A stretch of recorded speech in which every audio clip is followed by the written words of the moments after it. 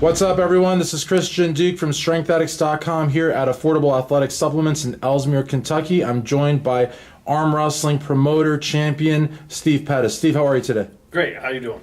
Pretty good, pretty good. Now, you are actually putting together a very big meet that's going to happen simultaneously with the 2018 Affordable Athletic Supplements NPC Northern Kentucky Grand Prix Championships. So talk to us before anything about this event. Yeah, so this is the third tournament that I ran here in Kentucky. It's Northern Kentucky Championships, and it'll be in conjunction with MPC and AAS as a sponsor. Okay, now take us back to when you first got started, because I know you said you were about 19 years old. You discovered arm wrestling. How did you discover it? And I mean, well, first off, how did you discover it, and what were those first years like for you? Yeah, so my very first tournament, obviously, I was I was 19 years old. Before that, I had seen like Over the Top on TV and stuff like that, and I happened to be hanging out with some friends and stuff, and some other guys came over and said, "Hey, we're going out to this arm wrestling tournament. Let's go! Everybody get in the car." Blah blah blah. Right? And at that point, I was real skeptical. Right? I was like, I'm 130 pounds, soaking wet. No, there's weight classes. You'll be all right. Let's go. So we head out there, and it was just a small local tournament in Gobles, Michigan, and a couple guys in my weight class. And what the heck? I'll go ahead and jump in, and I actually ended up winning the tournament. So from that point on, I was hooked. I mean, literally addicted. We went that night and arm wrestled all night long. All night. We didn't stop. And then the next day it was, where's the next tournament? How do I find the next tournament? You know, because this was before the internet, right?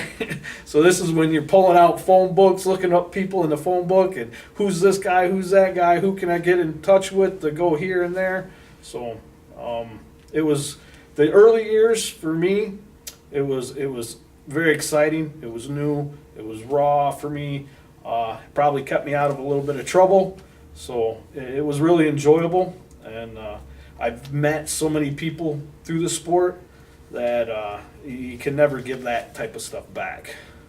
Absolutely. And I think when people think of arm wrestling, though, and no disrespect to you or any of the great arm wrestlers, but they think of brute force. They think of and actually some arm wrestlers, like we had talked off camera, Big Frank, that was something that he tried to do with Devin Larratt.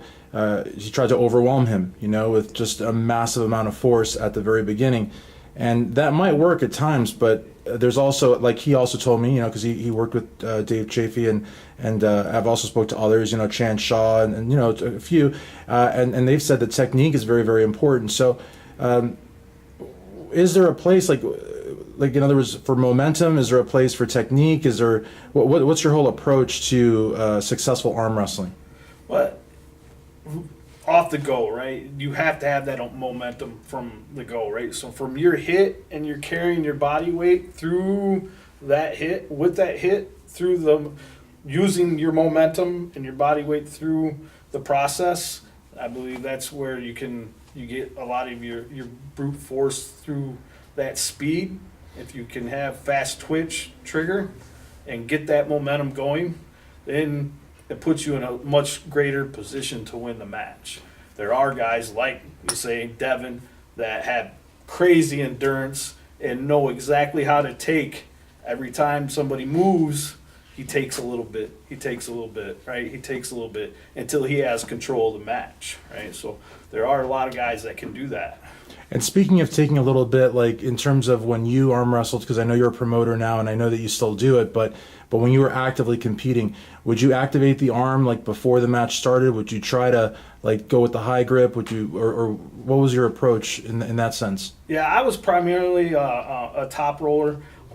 I could hook if I had to, but for me, throwing a hook, it just was unnatural for me, right? Once I learned how to top roll, that was just more natural for me. So when I would load, right? I would be a heavy loader to the point to where it probably got me in a little bit of trouble sometimes because I was overcommitted and everybody knew what I was going to do. But it worked. You know, I was fairly successful. I still compete a little bit on and off, but nowadays I kind of like to rely on a strap a little bit, and that's kind of got me in a little bit of trouble as well because you're not always as effective when you get into the strap.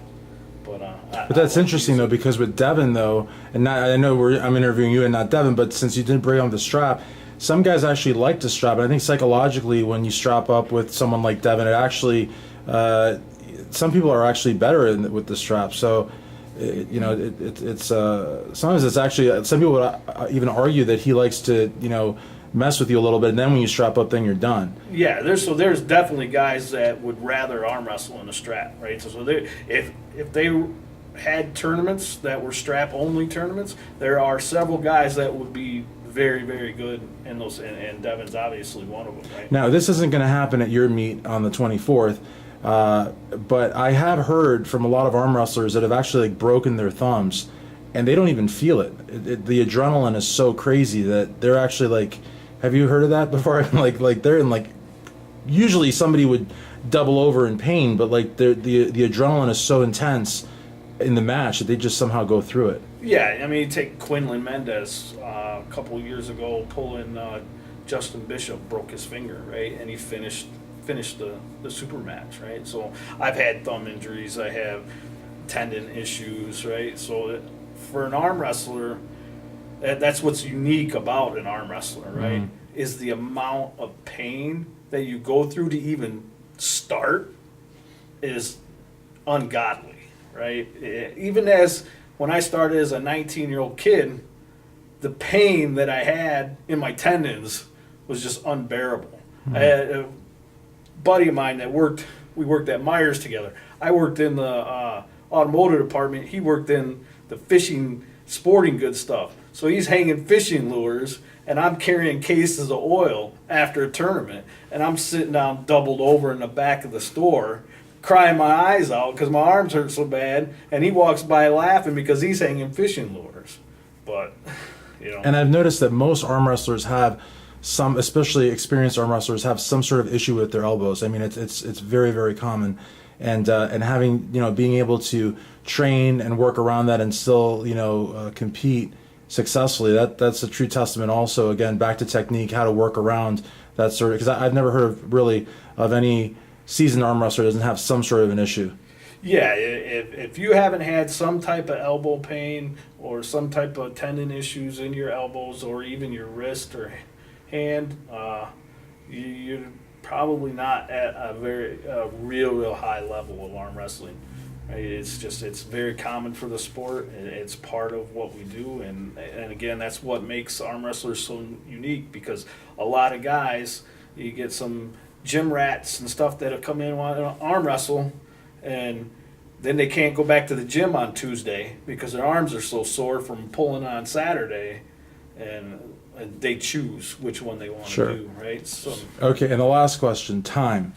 So when you were actively competing, did you get concerned if a match got a little lengthy, or were you in your own? In other words, because some people, they want the quick win, and other people can go, for like a extended period of time and then still pull a win. So were you more on the side of quick, or could you hang for the 40, 50, 60-second matches? Yeah, normally I wanted my matches done, right? So that I'm fresher, right? If the guy's pulling for a minute on the table, that means if he's not training that way, then he's going to be more tired than I am. So I wanted to be on and off the table as quick as possible. However, in practice, we would train for hours and hours and hours, right? We had 4 or 5 guys that would be at my house every weekend, and we would just arm wrestle between us 4 or 5 guys for hours, right? So that way you still had endurance if you needed it. However, when you have that endurance, or if you don't have that endurance and you get caught in a match like that, it's very detrimental to you, especially in a tournament format.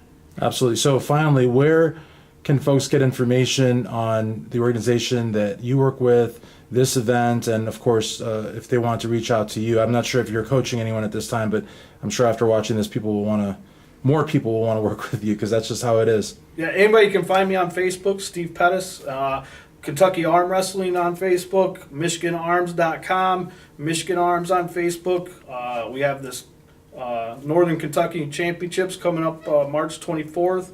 August 25th is the Michigan State Championships, the largest state championships in the entire country, with some of the best awards that you'll ever find, and our 15-pound sculptured gorillas. So, and we're also looking to look in that direction for Kentucky, so keep your eyes out. You might see something in a few weeks. Absolutely. Well, thank you very much. I really appreciate you taking the time here at Affordable Athletic Supplements. For Steve Pettis, Christian Duke, StrengthAddicts.com.